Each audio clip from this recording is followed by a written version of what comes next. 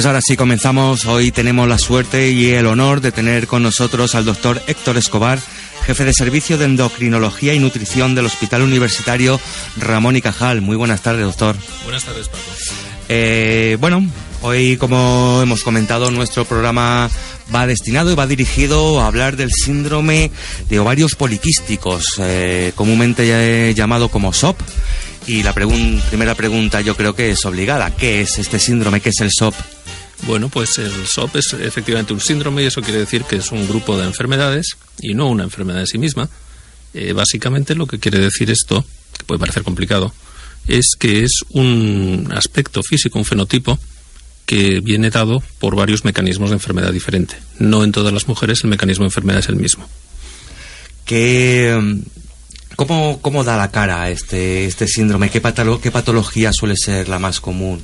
Realmente esa pregunta es interesante porque dependiendo del especialista al que acuda el paciente, el síntoma va a ser diferente.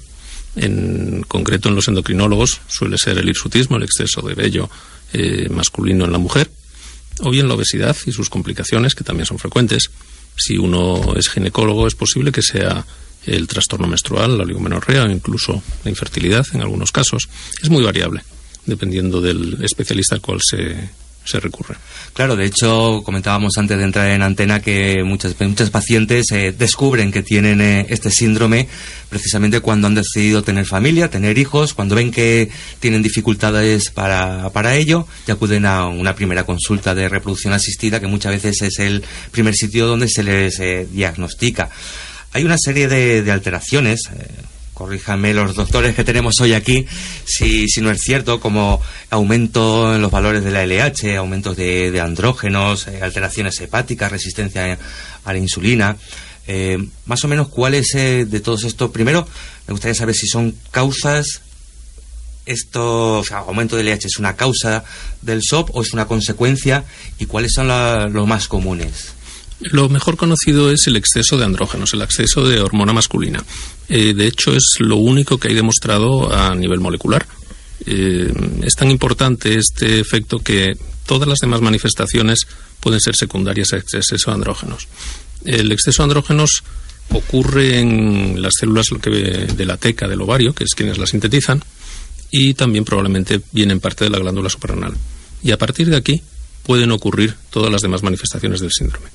Respecto al exceso de LH, que es una de las clásicas manifestaciones del síndrome y durante muchos años se usaba incluso como criterio diagnóstico, realmente no está aumentada la cantidad total de LH, de hormona luteinizante, sino que lo que ocurre es que sus picos son más frecuentes.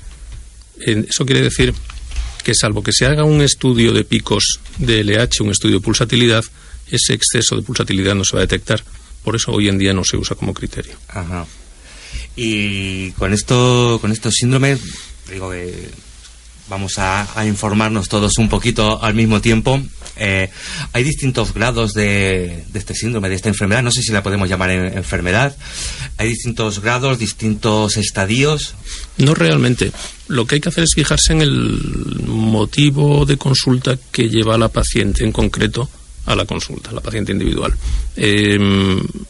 El síndrome, que no enfermedad es la diabetes. Ajá. Esto es un síndrome, esto es un aspecto físico de una persona, de una mujer, que viene de varios mecanismos de enfermedad. Es muy variable. De hecho, se puede presentar en la consulta del pediatra, en un adolescente, puede aparecer en la consulta del endocrino, en la del ginecólogo, pero también en la del dermatólogo, en la de un internista.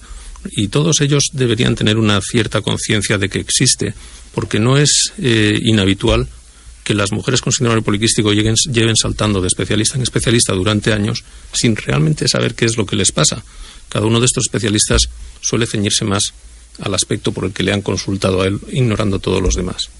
Por eso es importante que se vaya conociendo el conjunto del síndrome entre el mayor número posible de especialistas, de forma que orienten a las pacientes adecuadamente en cómo juntar todos esos síntomas o manifestaciones de enfermedad en lo que realmente es el síndrome que padecen. Claro, porque ¿qué pistas puede tener una mujer para pensar que puede tener este síndrome de ovarios poliquísticos? Pues la primera pista en general, siempre hay excepciones, es que sus reglas no suelen ser regulares y puntuales ya desde el inicio de la menstruación. Esto hay que tomarlo con prudencia, es decir, no quiere decir que todas las niñas o todas las adolescentes que durante su primer año de menstruación, después de la menarquia, después de la primera regla, tienen irregularidad, luego vayan a padecer el síndrome. Pero sí es un antecedente muy frecuente en mujeres con ovario poliquístico. Ojo, es una de las manifestaciones más frecuentes, pero hay mujeres que tienen síndrome ovario poliquístico y sus reglas siempre han sido regulares. Por eso insisto en que es un conjunto de síntomas el que nos lleva al diagnóstico. No hay uno que siempre lleve al diagnóstico de forma precisa. A continuación, si seguimos en orden cronológico, muchas mujeres consultan por las manifestaciones del exceso de andrógenos, pues fundamentalmente el exceso de pelo terminal, el hirsutismo, que también puede estar ausente, y dependiendo de las décadas de la vida de la mujer, el motivo de consulta puede ser diferente. En una mujer en torno a los 30-35 años, pues probablemente el motivo de consulta más frecuente es la propia dificultad para quedar embarazadas. ¿Porque tiene algún aspecto genético? No lo sabemos. ¿Es heredable? No lo sabemos. Hay evidencia que sugiere que hay un componente genético. Esa evidencia viene del hecho de que hay familias en que los casos con síndrome ovario poliquístico son más frecuentes que en otras. Y eso es una realidad que prácticamente se conoce desde hace muchos años. Ahora bien, al igual que otras enfermedades de tipo endocrino metabólico, el mecanismo de herencia no es un mecanismo de herencia mendeliano, no es un mecanismo de herencia como el de los guisantes que nos enseñaban durante el bachillerato, sino que es un mecanismo de herencia complejo y multifactorial. Lo más probable y el escenario en el cual nos encontramos ahora mismo, después de haber hecho infinidad de estudios genéticos, es el de que hay cambios comunes en diversos genes. Por comunes quiero decir que son frecuentes en la población, es decir, que no son mutaciones extrañas, que facilitan la aparición de componentes del síndrome y otros que son protectores. Y dependiendo del ambiente en el que se ha movido una mujer, hace que le faciliten o le prevengan la aparición del síndrome ovario poliquístico. Claro, porque nos comentaba también que no podemos hablar de enfermedad, con lo cual entiendo que no podemos hablar tampoco de una cura. Cura realmente no existe.